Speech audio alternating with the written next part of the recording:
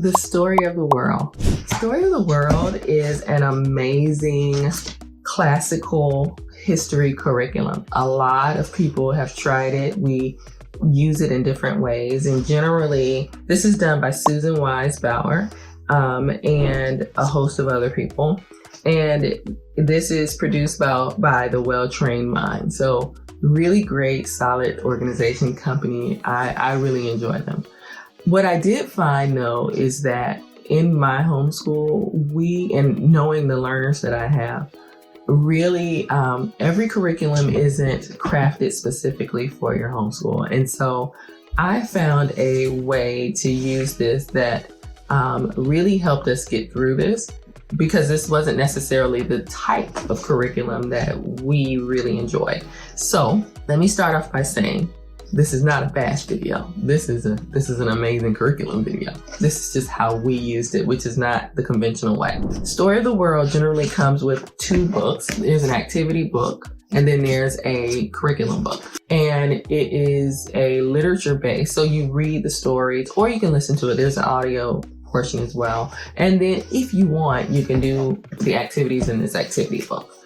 And so what I did, we started off doing it the traditional way, and that was fine.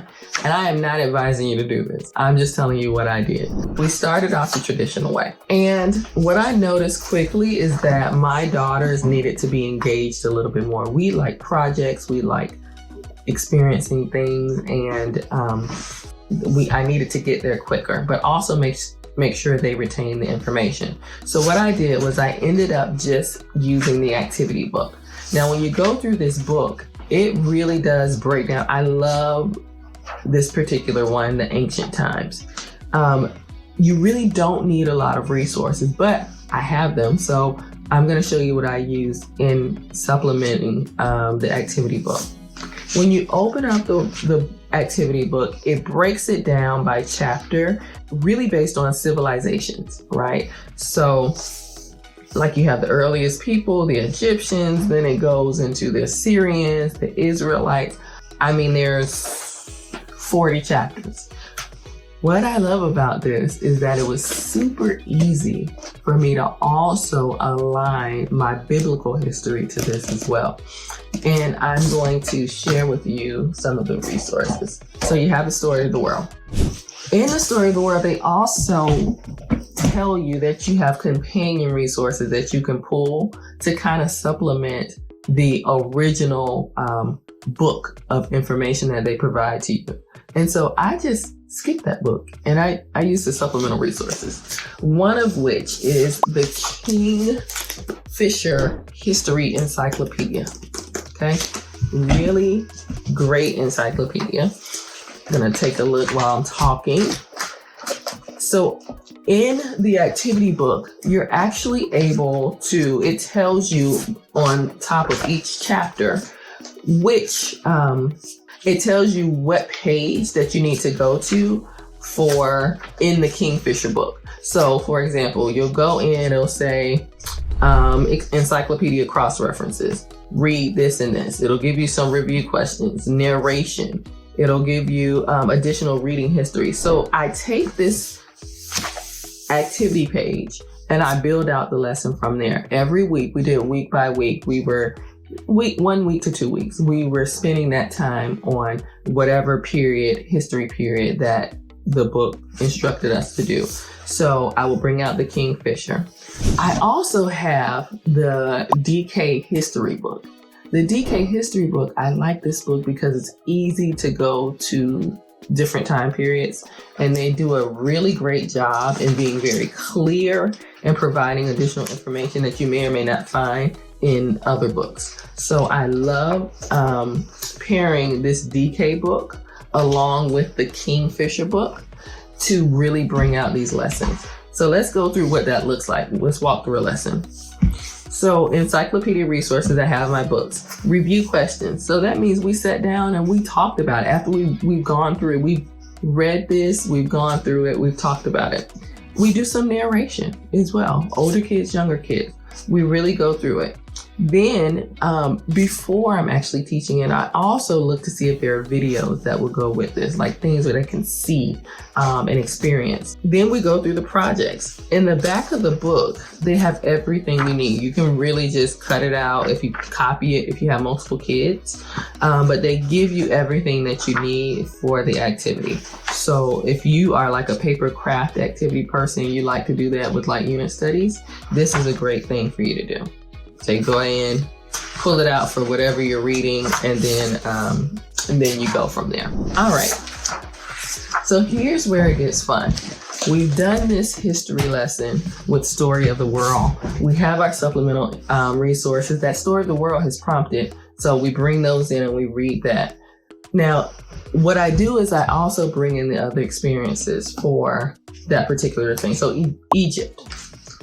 If we were doing Egypt, which we have, there are a couple things that I pulled. So I went to Teachers Pay Teachers. I'm going to leave a link to the young lady who I purchased this particular project from because it aligned perfectly. She created this phone app, and it's a phone. And what they do is they write facts in each little app. And so my daughter created this for each time period that we did. Here's the thing. It requires her to retell the information that she was learning through the book and through Story of the World. So here's your craft. This was the main craft that we did. This particular teacher also has lap books, which is amazing as well.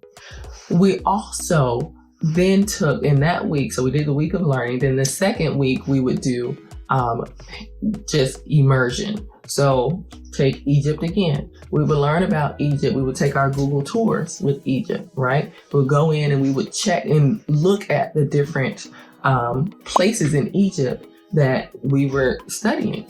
We would also go in and I would provide videos on what Egypt looks like right now. So we learned about the history, but how does it look now and what is happening like right now? I would go on to YouTube and I viewed it before. But we would look at street views of Egypt. Like we can see real time what's happening in the actual country. We would also look at the culture. We would look at things that, artifacts and things that are still there. We would explore those through virtual tours. Next, we would then get an opportunity to try the food. This is when you dive all the way into culture. Okay, this is where you dive into the culture, and I've shared this before. This is people and places, and so we go in and we find out about the particular culture in Egypt, along with library books. So I'm supplementing everything with library books. We go in and we find out about the people, and then we eat the food. We listen to music from that culture. We look at the religion and the history of that culture. And to top it off, because I love Jesus. We then align that to biblical stories that happened during that time. What was Egypt's role in the Bible? What happened there? Who was there? So we explore all the stories that had the setting of Egypt. That's how we use Story of the World. So we did not just open the book and just use the activities. We really dove in and tried to understand more about each part of history and how it applied to us. I hope this was helpful. These are great resources. I'll have all the links below. If you like this type of video, ideas on how to put things together in unit studies and how to pull out the lessons, please let me know in the comments. Let me know what you thought about Story of the World. And I look forward to bringing more videos and more resources to you. See you in the next video.